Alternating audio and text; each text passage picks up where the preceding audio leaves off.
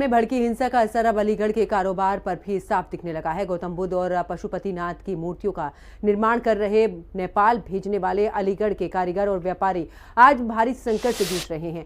जिन ट्रकों से मूर्तियां नेपाल भेजनी थी वो रास्ते में ही खड़े हैं और लाखों का माल गोदाम में अटका पड़ा है। व्यापारियों का कहना है कि नेपाल से जुड़े ऑर्डर पूरे न होने के कारण उनके पेमेंट अटके हुए हैं और कई बुकिंग्स भी कैंसिल हो चुकी हैं। पहले भी कई देशों में राजनीतिक हालात बिगड़ने से व्यापार प्रभावित रहा है।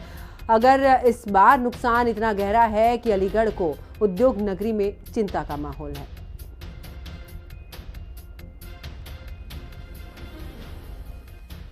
अलीगढ़ ताला और तालीम के बाद उद्योग से भी जाना जाता है। हालांकि बात करें नेपाल में जिस तरह से हिंसक हुई है, उस तरह से अलीगढ़ के कारोबार पर किस तरह का प्रभाव है, हम बात करेंगे। हमारे साथ मौजूद हैं कपिल वार्ष्णेय जी। उनसे सब क्या कहेंगे जिस तरह से नेपाल में एक हिंसक हुआ है, व्यापार पर किस तरह से प्रभाव है? नमस्कार, मेरा नाम कपिल कुमार वार्ष्णेय है। ब्रास स्टैचू एसोसिएशन के सेक्रेटरी भी हूँ और अपना यहाँ पे व्यापार है, मूर्ति व्यापार काफ़ी समय से हम लोग कर रहे हैं।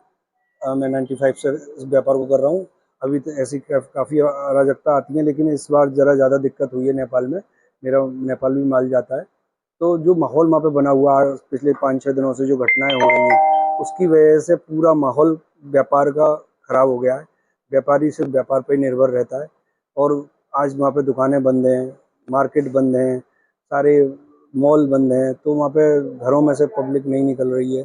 तो व्यापारी वर्गों से बात हुई है तो वो बहके माहौल में रह रहे हैं, तो इसकी वजह से व्यापार में बहुत है। यहाँ से हार्डवेयर भी जाता है, अलीगढ़ से काफ़ी एक्सपोर्ट होता है, जो कि सामान मतलब मैं समझता हूँ काफ़ी डिपेंड है नेपाल इस पर। तो अलीगढ़ के लोगों का व्यापार में बहुत बड़ा योगदान है, वहाँ के व्यापार में उससे बहुत प्रभावित हैं और उसकी वजह से हम लोगों में आक्रोश है कि कोई ना कोई उचित निर्णय होकर सरकार, हमारी इंडिया गवर्नमेंट और वहाँ की गवर्नमेंट इसमें सख्त से सख्त निर्णय ले, जिससे कि ये जो अराजकता फैल रही है वो उस पर अंकुश लगे, वहाँ का जो जीवन है सामान्य हो।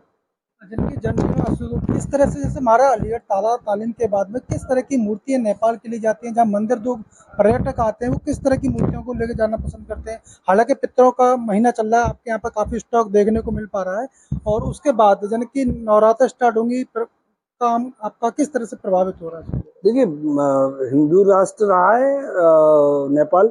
नेपाल में हमारी 7 ज्योतिर्लिंगों में से एक है पशुपतिनाथ जी। उस मंदिर की बहुत मान्यता है पुराना, क्योंकि भारत से ही जुड़ा हुआ देश है, भारत का ही हिस्सा है। तो वहाँ पे सनातन धर्म अच्छे से पूजा जाता है। अब समय नवरात्रे आ रहे हैं, नवरात्रों में दुर्गा की भी पूजा होती है, वहाँ पे दुर्गा जी जाती है। सबसे ज़्यादा वहाँ बुद्धा चलते हैं, जो वहाँ की मार्केट है, काफ़ी बड़ी मार्केट है। वहाँ पे विदेशी पर्यटक भी आते हैं, हिंदुस्तानी पर्यटक तो बहुत जाते हैं, क्योंकि वहाँ पे टूरिज्म का ही एक बहुत बड़ा महत्व है। एक चीज मैं दिखाना चाहूंगा कि जिस तरह से हमारे यहाँ पर पितरों के बाद में इनके यहाँ पूरा स्टॉक बुद्धा की मूर्तियों का लगा हुआ है, जाके यहाँ पशुनाथ मंदिर भी है और वहाँ पर पशुनाथ जी की मूर्तियां भी यहाँ पर पहले से ही स्टॉक है। लोगों के कारोबारियों का कहना है कि वहाँ पर हमारा स्टॉक रास्ते में रुका हुआ है, मौके पर जो पार्टियों को पहुंचना था वो नहीं पहुंच पाया, जिससे किस तरह की क्षति है इनको और किस तरह से इनका व्यापार पर प्रभाव पड़ रहा है, क्या कहेंगे इसको लेकर के? जैसे अभी यहाँ से स्टॉक माल गया आपका तो वो रास्ते में खड़ा हुआ है। हाँ, बॉर्डरों पे माल रुक गए हैं, हार्डवेयर के बहुत सारा माल रुका है। लेकिन मूर्ति व्यापार है, लेकिन मूर्ति व्यापार के साथ हार्डवेयर व्यापार भी है। सब लोगों से बातचीत हो रही है, सारे ट्रांसपोर्टरों को वहाँ पे माल रुका हुआ है। बॉर्डर पे भी वहाँ पे अराजकता की वजह से वहाँ पे माल आगे नहीं बढ़ रहा है। हालांकि अलीगढ़ के व्यापारी पूर्ण रूप से एक क्षति में महसूस कर रहे हैं इसको और अपने व्यापार को ठीक तरह से सुचारू चलाने के लिए सरकार से अपील भी कर रहे हैं। मैं हिंदी खबर अलीगढ़ से नरेश प्रताप सिंह।